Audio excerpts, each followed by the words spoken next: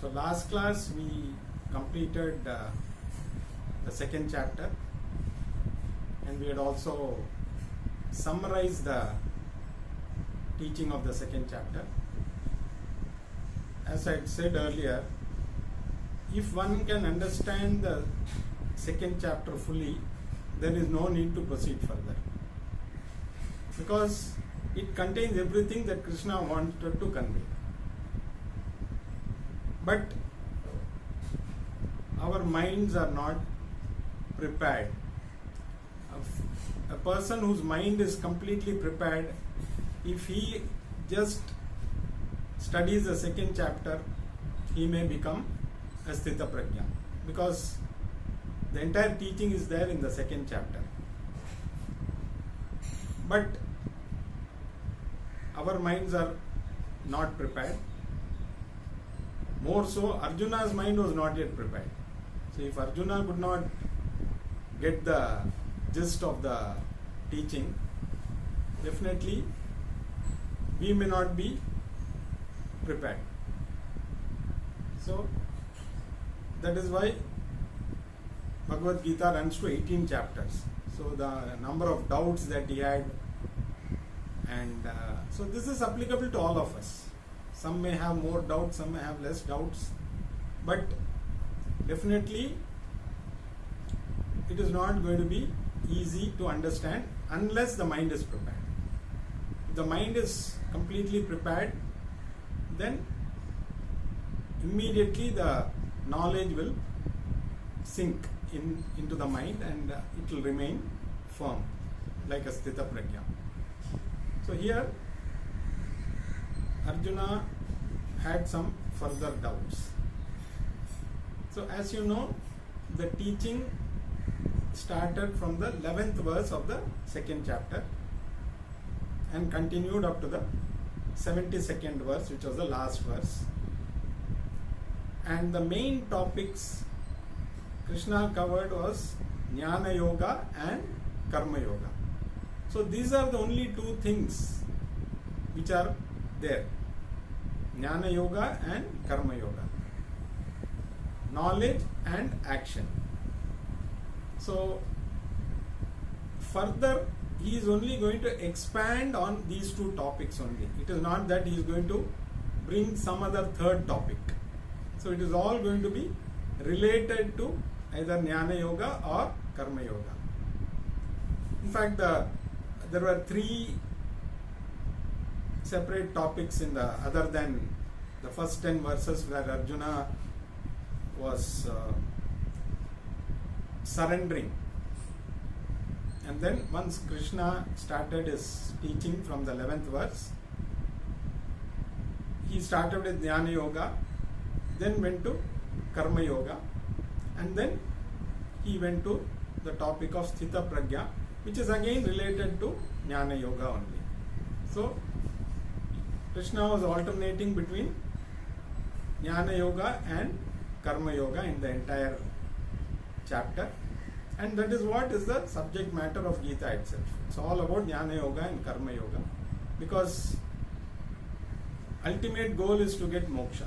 So Gita is moksha shastra, where a person who is seeking freedom or moksha will know what to do by understanding the Bhagavad Gita. Not just reading, by understanding. And understanding comes with regular study. So it is not just something which happens overnight. So repeatedly, Shravanam, Mananam, Nitidhyasanam, these three have to keep on happening. So having completed the second chapter, which was called as Sankhya Yoga, now we will move to the third chapter, which is titled Karma Yoga. So chapter 3, Karma Yoga, we will start with Arjuna's question.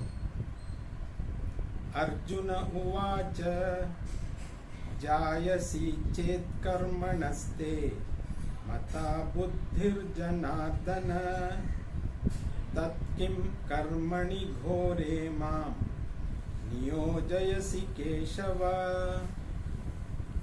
So having listened to whatever Krishna had to say in the second chapter, now Arjuna is raising his doubt. So he says, O Krishna, here he addresses him as Janardana, if in your contention knowledge is better than action, then why are you pushing me to do this gruesome action, fighting? Why do you want me to get into this fight? Because if jnana is the only thing that is going to give moksha, then why should I go through this fight, kill people? It's going to be a very gruesome thing which is going to happen. So why do you suggest, when jnanam is the one which is going to give moksha, then why do you ask me to do karma yoga? Now here, like all of us, Arjuna is also a little confused, because he has not, from the question it is very clear that he has not grasped the difference between karma yoga and jnana yoga. He is under the impression that these are two different methods to attain the goal.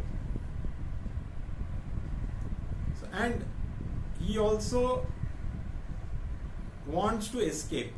So basically, if given a choice, if Krishna says yes, jnana yoga is better, he would have dropped all his arms and then taken sannyas and gone, and through jnana yoga he could have tried to gain moksha. So that was his, because he wanted to escape the war. He didn't want to fight and kill all his elders, relatives, all those people, as we know. So he was ready to run away and take sannyasa if Krishna had, the way he has understood Krishna's teaching, he feels that karma yoga, jnana yoga is the way to moksha. So let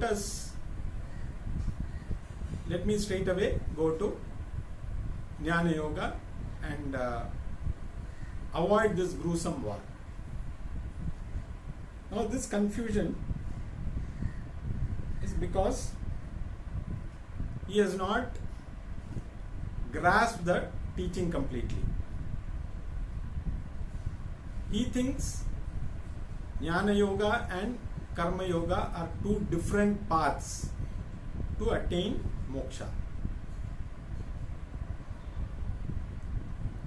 It is very clear that if we understand what Krishna wanted to say, then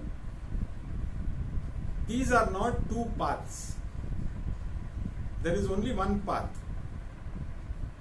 Jnana yoga is essential for moksha, but to prepare the mind, karma yoga is essential. So both are important. Like if somebody wants to get a degree, I want to attain a degree. So if somebody asks, to get a degree, should I go to school or should I go to college? So without going to school, you cannot go to college. So definitely the qualification for going to college is by attending school. Now suppose somebody says, okay, I will only attend school, will I get degree? No. To get a degree you have to go to college. So both are equally important. Whether you do karma yoga, there is no choice between doing karma yoga or jnana yoga. There is only one way: karma yoga to prepare the mind and jnana yoga to get the knowledge. So without preparation of the mind, if somebody attempts to gain knowledge, that knowledge will not, it will be only of academic interest, it is not going to be useful. So if the knowledge is, so ultimately if somebody is very clear about the goal, I want to attain moksha, then there is no choice. You have to go through this process. Through karma yoga, you polish your likes and dislikes. You prepare the mind through karma yoga, doing all the action with a prasada buddhi, as they say, by accepting whatever results come as prasada. So with that karma yoga attitude, when you do any action, the mind gets prepared for jnana yoga. So Arjuna's doubt is a little, he was a little confused, so to say. So he thought these are two different paths, and Krishna had spent lot of time on jnana yoga, because he started with jnana yoga talking about the Atma, the nature of the Atma, everything. In between he went to karma yoga, and then he ended with the characteristics of a sthita pragya, a wise person, where also again the wise person is one who's got knowledge. So maybe since he started with jnana yoga and also ended with more of jnana yoga, and in between though there was discussion on karma yoga, Arjuna probably thought Krishna is emphasizing more on the jnana yoga, so that is what is important. Karma yoga can be skipped.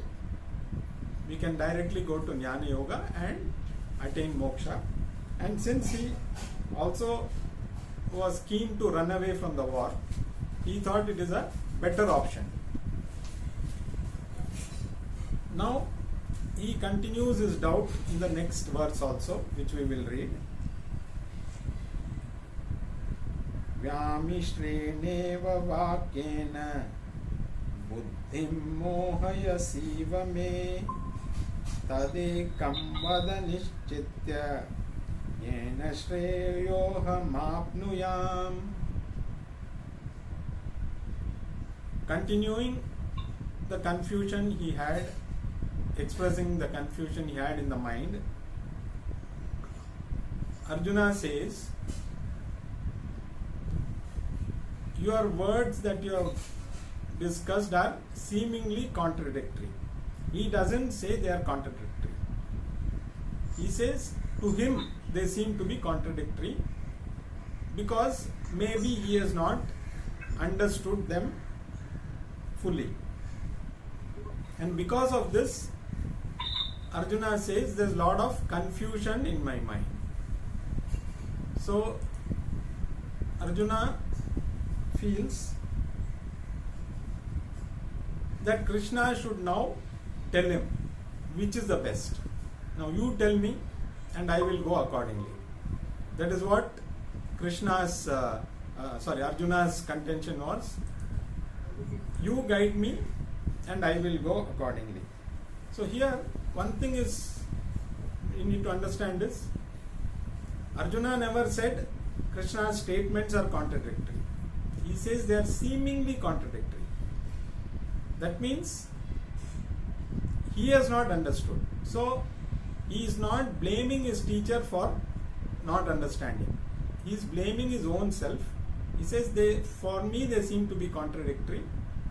So my mind is confused whether I should go for karma yoga or jnana yoga.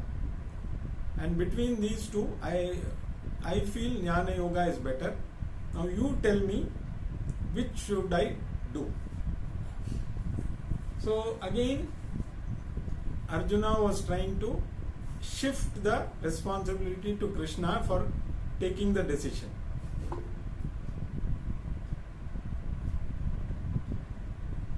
So he wanted Krishna to tell him what to do. He didn't want to take any decision. or by himself. But that is the difference between preaching and teaching. In preaching, whoever is preaching, whatever he says, the others have to just follow. They have no choice. So this is what most of other religions do. It is more to do with preaching. People are not supposed to question. They are not supposed to ask any doubts. They are just supposed to blindly follow what the preacher says. But in our teaching tradition, as per our Shastras, which Krishna is following, he is not going to give him the solution directly. He is not going to say, okay Arjuna, I am telling you to follow Jnana Yoga. So if you want to take sannyas, now you retire from this war and go and take sannyas. Or Krishna says, no, forget about Jnana Yoga, you just fight this war. And Arjuna was willing to accept whatever Krishna wanted to, whatever option Krishna gave him. He didn't want himself to take any decision. He wanted Krishna to give him the solution. But definitely Krishna is not going to do that, because if he had told that, again Bhagavad Gita would have ended right here.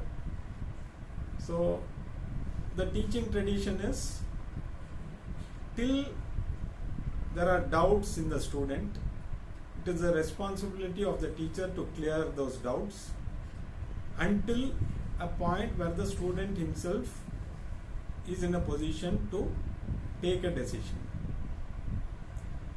Whether right or wrong depends on how much the student has understood, but the ultimate decision lies with the student. So that is what is the teaching tradition. So that is why Arjuna did not say your statements are contradictory. He just said they are seemingly contradictory. Because his mind is confused, he says they are seemingly contradictory to me. So now you tell me what to do. Should I follow this or should I follow that? And I will do whatever you say. Because he had full faith, he had surrendered to Krishna.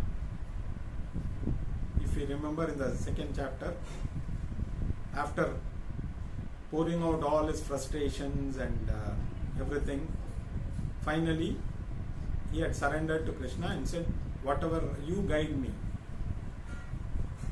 Now again Arjuna is telling Krishna, you tell me what to do. And of course Krishna is not going to tell him what to do. He is going to give him further clarification on all those doubts, so that the more he understands, the more he will be in a position to take his own decision.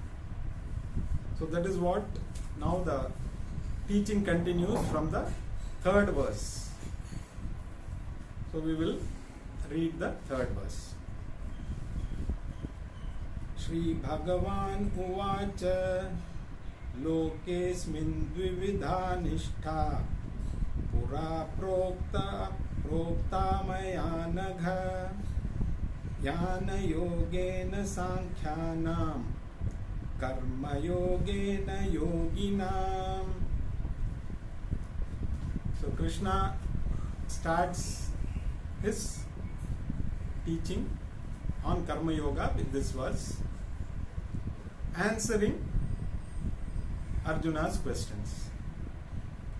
So here he addresses Arjuna as Anagha, which means the sinless one. He says there are twofold committed lifestyles in this world, which has been told by me from the beginning. From the beginning means when the world existed. From the time the world existed, and there is no time frame for that, it always existed. So he says there's twofold committed lifestyle. The two paths or two lifestyles recommended are for the renunciates, meaning the sannyasis. For them it is Jnana Yoga, and for the others it is Karma Yoga. Now this is a very important verse because this clarifies many things. So for the renunciates or the sannyasis. So here Sankhya's means sannyasi. Sankhya means also knowledge. In this context, because in each context the word may mean differently. So we should not take it in that verse it was meant like this, and this verse it is different. So here he means sannyasis, and the others you can call as grihasthas. So there are two ashramas basically. As you know, in our system there are 4 ashramas, starting with brahmacharya, grihastha, vanaprastha and sannyasa. Brahmacharya ashram is meant for studies, so you equip yourself to live in this world, gain all the knowledge that is required to survive in this world. Once you complete that, you go to the next ashrama, which is grihastha ashrama. So you get married, have a family and take care of all the responsibilities that are associated with that. Once you have completed your grihastha ashrama, once you have handed over all the duties to the next generation, move on to vanaprastha, where you are still a grihastha ashrama, you are still in grihastha ashrama, but you absolve yourself of most of the duties. You do only duties which are very, very required, very much required. Otherwise, day-to-day activities, you absolve yourself of all those and indulge in preparation for the sannyasa ashrama by following a particular lifestyle, preparing the mind so that when you go to sannyasa ashrama, you are ready for knowledge. So this is the system that is followed. Now, if there are sannyasis who have not gone through this system, so there is a scope for somebody to directly, by bypassing the grihastha ashrama and the vanaprastha ashrama, probably in some cases even the brahmacharya ashrama, directly some people move to sannyasa ashrama if their minds are prepared. Now there are 2 types of sannyasa. One is called vidvat sannyasa, wherein a person is already a jnani, he has already gained the knowledge, so for him there is no point in going through the regular day-to-day things. So that person, if he has already gained knowledge, he can take direct sannyasa. So some people may be ready even before brahmacharya, because of their past karmas, they may start off straight away as a vidwan or a wise person. So it is irrespective of age, because age is only related to the body, but otherwise the person might have been a jnani in his previous birth. Due to some reason he takes birth again and comes back, and he may take sannyasa straight away. The other type of sannyasa is called vividisa sannyasa, where a person is only committed to knowledge. He has no other requirements in life. He feels he doesn't want to get into a grahastha ashrama, because already again depends on his past lives. He might have been involved in the entire process of gaining knowledge. So in this particular life, he is ready for knowledge and he wants to devote his entire life only for knowledge.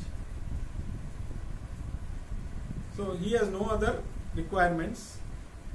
So this type of sannyasi is called, this is called Vividisa sannyasa, where a person takes sannyasa through a proper process. There is a process by which one takes sannyasa. You approach a guru, and there is a process, there is a ritual through which you become a sannyasi. You absolve yourself of all the fire rituals, because a fire ritual is connected to a grahastha, because everything starts with fire, whether you are cooking, whether you are, so the fire, once it is lit, in those days it is supposed to be like that, because fire, there was no gas stove or there was no other means of this thing. So once a fire is lit, it was supposed to be maintained.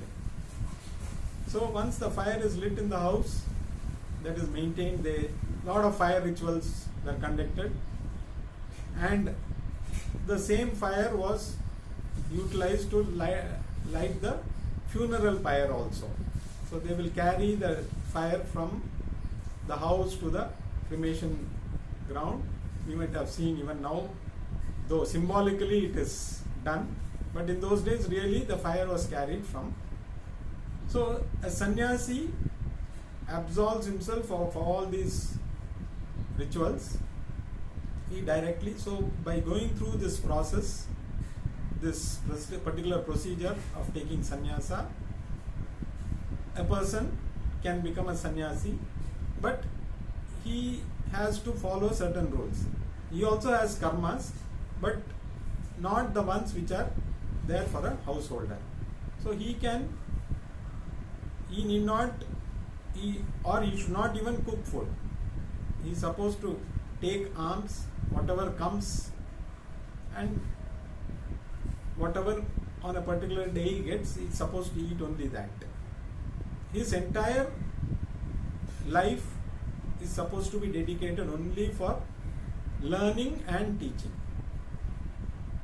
So all the things required for that is only he is supposed to do. He is not supposed to do any other activity other than learning and teaching. So this is the second type of sannyasa, and there is also a third type of sannyasa which is called apat sannyasa. This is taken by people who are expecting to die shortly, because they know they have a disease or they know they have some issue and they are going to die. So they are allowed to take sannyasa even if they are not able to go through the entire process. For them it is allowed to take sannyasa just by they need to just mentally take sannyasa. They don't have to go through any procedural this thing to take sannyasa. So they can take sannyasa, and because they may feel that they want to die as a sannyasi, and probably in the next birth they want to continue that process, because they already have some idea about the teaching, and before dying they just want to take sannyasa and carry on from there in the next birth. And if they survive, then that can be ratified by a real process if they happen to. And they say this is what happened to Adi Shankara also. Adi Shankara, if we remember the story, while he was taking bath in the river,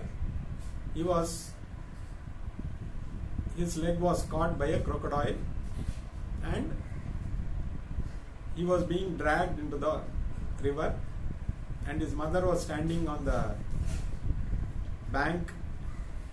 So he said the only way to escape from this is to take sannyasa. And mother said, okay, if you have to survive, then definitely you should take that option. And he took that option, and the crocodile let him go. Maybe he set up the crocodile for that, we don't know. He wanted to take sannyasa, so he knows mother will not agree. So he set up this crocodile, and then, so after he came out, he went and got himself ratified by a traditional guru and became a regular sannyasi. And after he came out, his mother said, come now, let's go home. He said, I cannot go home now because I am a sannyasi. I have already, and you have given me permission to become a sannyasi. So you cannot now call me back to the house.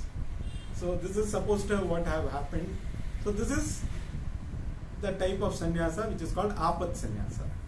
So basically, these three types of sannyasa are there for renunciate. So a renunciate can directly go to jnana yoga.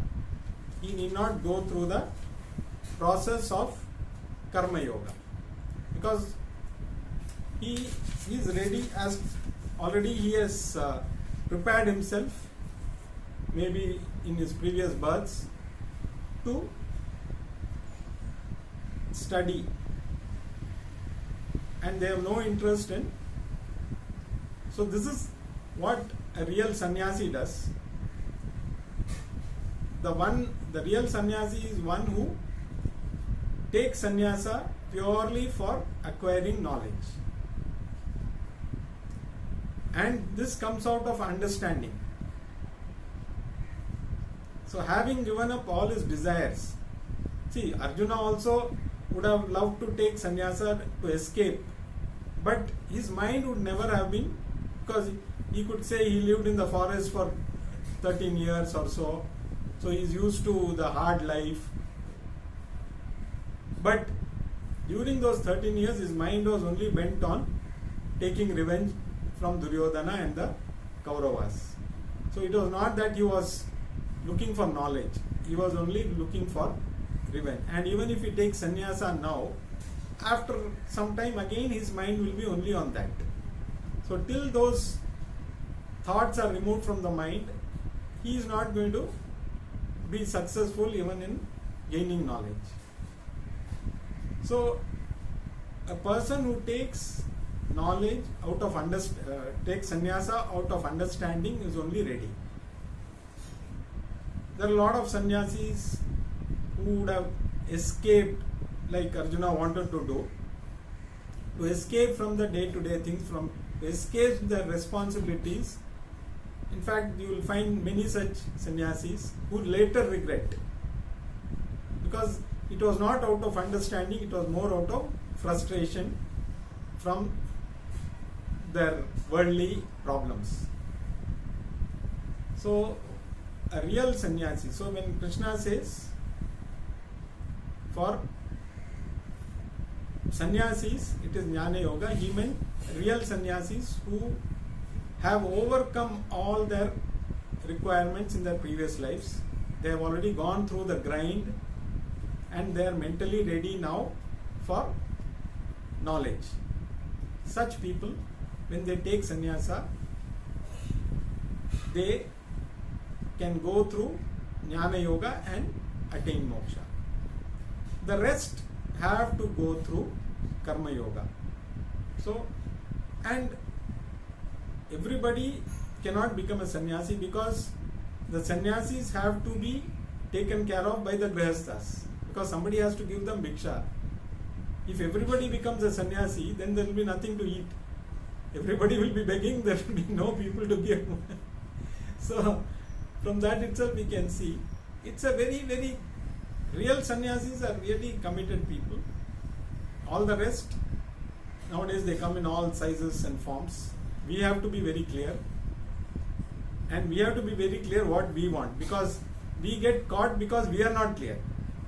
We are thinking, okay, this person sounds good, that person talks well, but we don't know their real intention, because we are ourselves confused. If we are very clear in what we want, we will say, okay, when this person speaks, I think there is something wrong, I am not convinced. So you slowly, the more clear you are in your mind, the more you are looking for that knowledge, you will go in the right, you will go to the right person. Otherwise, we may go through various gurus and get, sometimes we may get cheated and then realize in the tough way. So, but it all boils down to each one's karma. If somebody is ready, they will find the right person also. But the whole thing is, karma yoga and jnana yoga is the only way. And if you are fully ready, go for jnana yoga.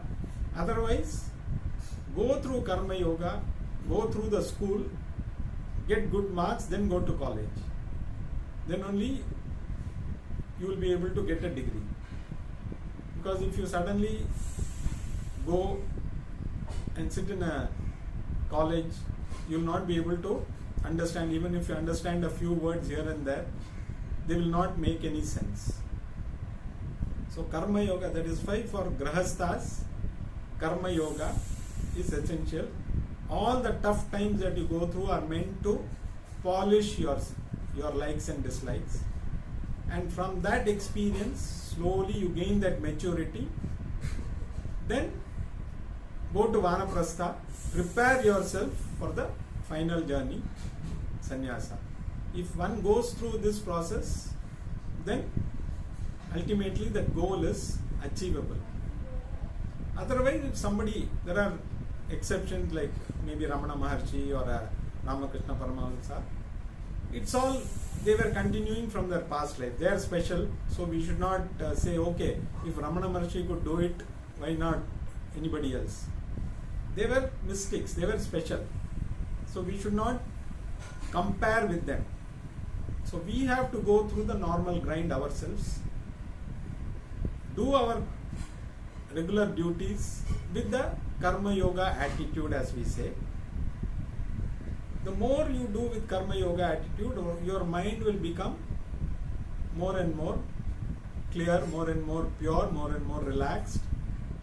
And more it becomes clear, the more the knowledge will, as you listen to the knowledge, that knowledge will get entrenched and it will be available when you need it. So this is what karma yoga, so this is what Krishna is trying to say. The first shloka of the third chapter, where he starts his teaching again. We will continue in the next class what Krishna is going to say further.